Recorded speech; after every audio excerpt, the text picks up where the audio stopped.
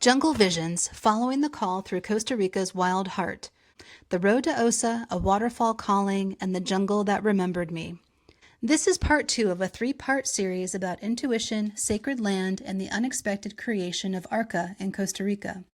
If you haven't read part 1, Called to Costa Rica, I recommend starting there. Esteban picked me up in San Jose. The car was already packed. We headed south. We stopped first to visit 2 beautiful pieces of land in the mountains. They were breathtaking, but Esteban kept saying, wait until we get to Osa. He was right. When we passed into Osa, I felt it immediately. The density of the trees, the vibrancy of the air, the energy that moved through everything. We rounded a corner and saw Golfo Dulce, a deep, calm body of water where humpback whales come to birth and nurse their babies. Then came the rough, unpaved road cutting across the peninsula to Drake Bay. We stopped when we saw a man lounging in a hammock and asked if he knew someone named Huicho. He called his daughter and gave us a number. Esteban texted, unsure if he'd get a response.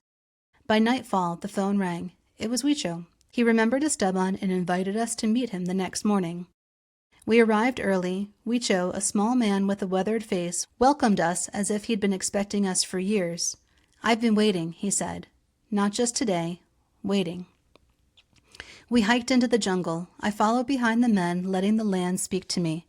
The deeper we went, the more I could feel the sweat and effort purging something from me. There were birds of paradise flowers everywhere. I remembered my meditation and laughed. We ate rice and beans cooked over a fire, 2 tiny dogs curled up at our feet. Then we hiked again, this time toward the waterfall, the same one Esteban had visited 2 decades ago. It wasn't a gentle stroll. The men cut vines with machetes. I examined every tree before using it for balance, making sure it was free of thorns and snakes. The descent was treacherous, but we made it. The water was radiant blue, not the black Esteban remembered from dusk. I eased in. It was clean, cold, alive. I was able to gulp large mouthfuls as I swam. As I freestyled in the upper pool, I felt the current keeping me in place. But the jungle wanted me awake. The current pulled me fast, down the smaller falls. I was tossed head first, but kept my head above the rocks. I surfaced, gasping, but safe.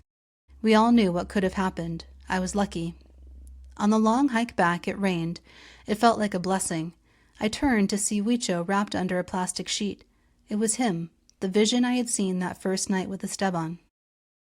As we left the waterfall and walked back through the thick green silence, I felt the presence of Ixchel, the Mayan weaver of worlds, the healer, the keeper of sacred waters. She is the jungle's breath and the moon's pull. She reminds us that to heal is to risk the descent, to wade into the unknown, to let ourselves be reshaped by the land and the elements. I hadn't just found Huicho. I had found a part of myself that was older than memory. In that moment, sweat-soaked and soul awake, I understood that this wasn't a journey of logic. It was a pilgrimage of spirit. And the jungle, with all its thorns and nectar, was my temple. Be sure to subscribe so you don't miss the final installment, Part 3, Arca, where I share what we are building, what we named it, and what it means to become a vessel for something bigger than yourself.